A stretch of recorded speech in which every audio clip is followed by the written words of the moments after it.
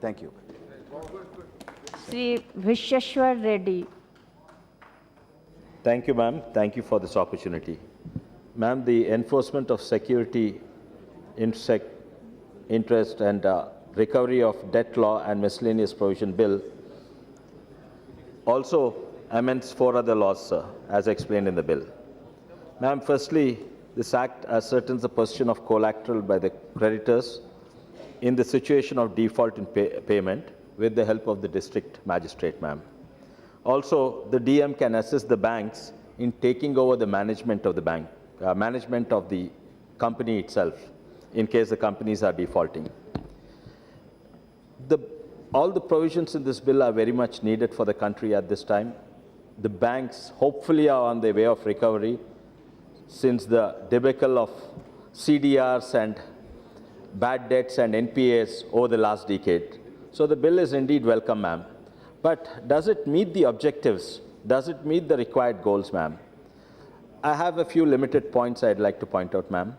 The bill also proposes a central registry that integrates the records of transactions related to secured assets of various registrations, systems in Companies Act, registration, motor vehicles, so on and so forth. So the intent is very well, madam, but can this ever be implemented? Can it ever be used? Because assets have to be identified, madam. Assets have to be uniquely and immutably identified, ma'am. If the asset collateral given is a car, then it can be uniquely and immutably identified because the car has a number. If it is a share, then once again the share has a number. Equity share, it has a number, it can be uniquely and immutably, yes. But the more valuable things are the land, ma'am. And unfortunately, in our country, land and real estate assets cannot be uniquely and immutably identified, ma'am. Just to give you an example, I think before that, lands nowadays are very, very expensive. And for example, because of this flaw, I can give the same land asset to one bank as collateral and give it to another bank as collateral, ma'am. Because bank does not have a registration number or share number. They have a survey number and a location and or the land can have a building and the building may have a municipal number. So in one application, I'll say this building number, in other registry, I'll show it as a survey number. Also, ma'am, other day in the discussion on IITs, I think there was confusion in the house whether Dharwar should be pronounced as Dharwar or Dharwad, whether it's a D or W. So both. Okay. So again, once again, ambiguous, ma'am, because there are not thousands, lakhs of assets, and you need identification systems. Manually, these can't be identified and caught. You need databases and computers. So therefore, you need a unique identification. Because survey number 56 in Dharwar to a computer is totally different for a survey number 56 in Dharwad. And India is one country where we do not have what is called as location codes, ma'am. We have PIN codes, which are unique, but we don't have location codes. So these are some of the flaws in implementation. The intent of a central registry is very good, but implementation, it will become a problem, ma'am.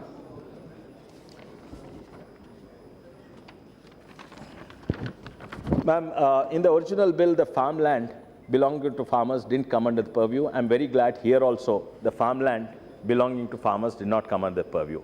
But ma'am, today farmlands around metros are in tens of crores. And this is a huge asset, which most of the corporates use this as for parking investments. What about the farmland owned by corporates? I think it should be treated as a corporate asset, not a farmland meant for agriculture for a poor farmer. I think they should differentiate this, ma'am. And it is a very, very, farmlands around Delhi, Bombay, Calcutta, even Delhi, they are tens of crores. You go past Gurgaon, and corporates have assets worth of hundreds and hundreds of crores. Book value is only 10 lakhs or 5 lakhs an acre. I think these have to be examined properly, ma'am. Lastly, ma'am, a few more points, ma'am.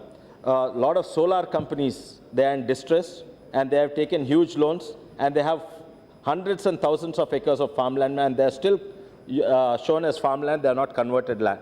So these also have to be treated as corporate assets, ma'am. But Satpathy ji called this bill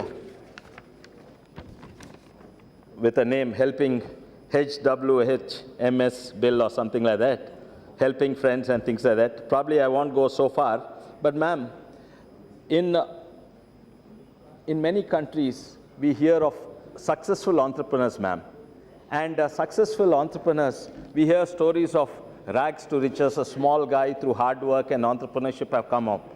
And they have built success upon success, ma'am. They have a small success, then they move on, they go a big success. But probably India is the only country, we have huge successful businesses which are built on failure upon failure, ma'am. First, they take a small loan of 10 crores, 1 crore, they fail.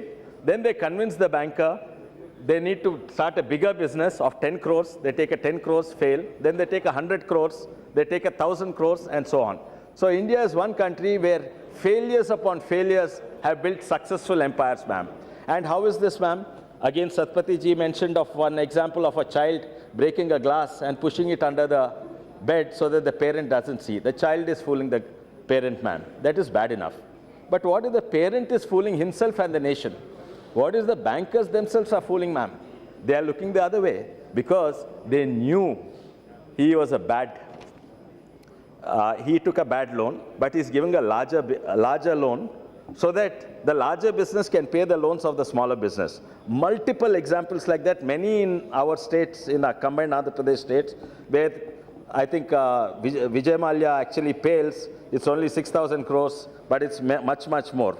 Ma'am, it's not the business acumen that is required in a country, ma'am, to succeed. It is a loan-taking acumen.